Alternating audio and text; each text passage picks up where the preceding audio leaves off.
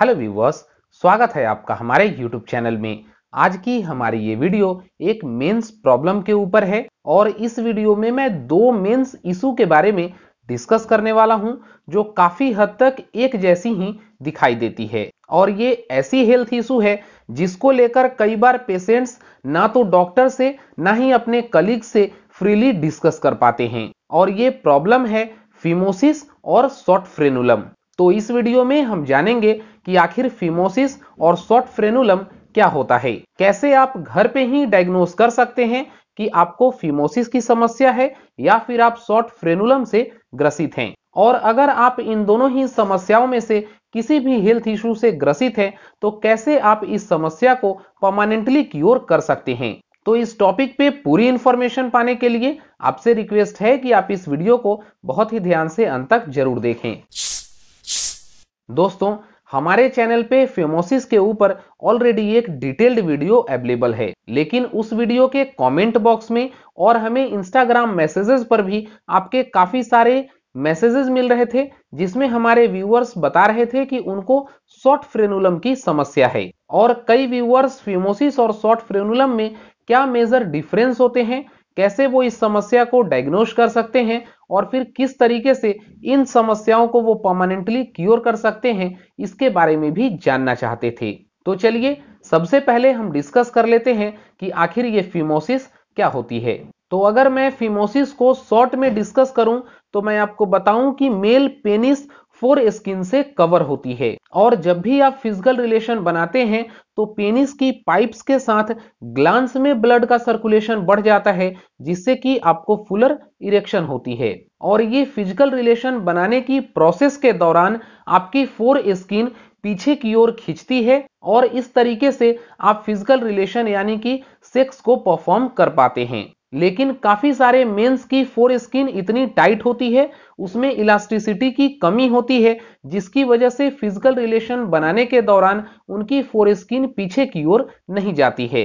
इसकी वजह से इंटीमेसी के दौरान उनको पेन होती है, फोर स्किन नहीं खुलने की वजह से उसमें गंदगी जमा होती है, इचिंग्स होती है, बर्निंग सेंसेशन होती है, कई बार ग्लांस में इंफेक्शन हो जाती है और फिजिकल रिलेशन बनाने के दौरान फोर स्किन में अधिक स्ट्रेन की वजह से कई बार उनमें प्रीमेच्योर इजैकुलेशन भी होती है और इसी समस्या को फिमोसिस बोला जाता है। लेकिन अगर आप इस फिमोसिस को समझेंगे तो इसमें एक चीज होती है, वो है कि आपकी फोर स्किन में इलास्टिसिटी की कमी होती है। और अब बात करें अगर शॉर्ट फ्रेनुलम की, तो मैं आपको बताऊं कि आपकी पेनिस का ग्लांस और rest part of the penis एक पतली सी मस्कुलर टिश्यू से अटैच होती है और इसी को फ्रेनुलम बोलते हैं।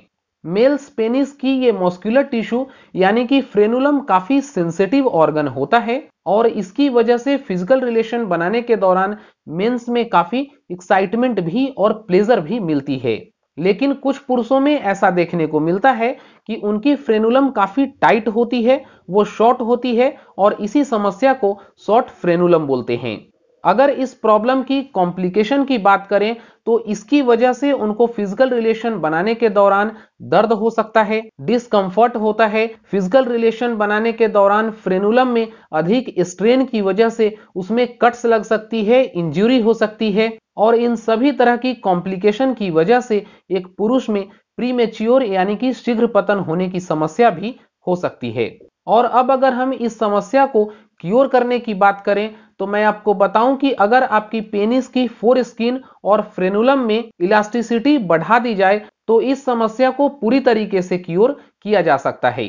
तो अब अगर मैं बात करूं फिमोसिस या फिर फ्रेनुलम, इन दोनों ही समस्याओं में हमने एक टर्म कॉमन यूज किया है और वो है इलास्टिसिटी। फर्क बस इतना है कि फिमोसिस में आपको अपने पेनिस की फोर स्किन की इलास्टिसिटी बढ़ानी है और शॉर्ट फ्रेनुलम या फिर टाइट फ्रेनुलम की समस्या में आपको फ्रेनुलम की इलास्टिसिटी बढ़ानी है।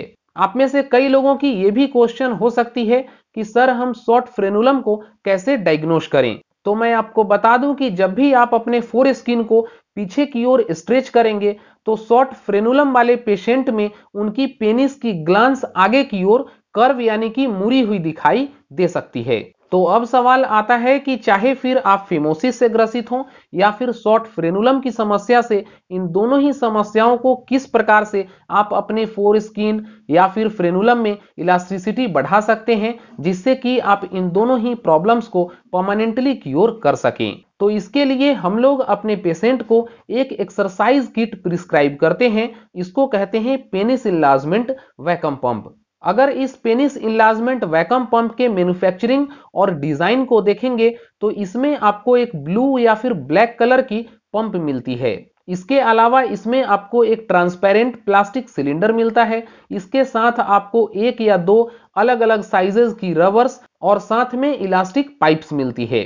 अगर मैं इस ब्लू कलर के पंप की बात करूं तो इसमें आपको एक बटन टाइप नॉब भी मिलता है। इसको टाइट और लूज करने की प्रोसेस होती है। इस नॉब को टाइट करने से जब आप इसमें अपनी पेनिस इंसर्ट करके पंपिंग करेंगे तो इसमें एक प्रेशर क्रिएट होता है, जिसकी वजह से आपकी पेनिस आगे की ओर स्ट्रेच होती है और इस दौरान आपकी फोर स्किन अपने आप ही धीरे धीरे पीछे की ओर खुलने लगती है। अब काफी व्यूअर्स की क्यूरीज होगी कि आखिर उनको ये पेनाइल इनलार्जमेंट वैक्यूम पंप कहां से परचेज कर सकते हैं।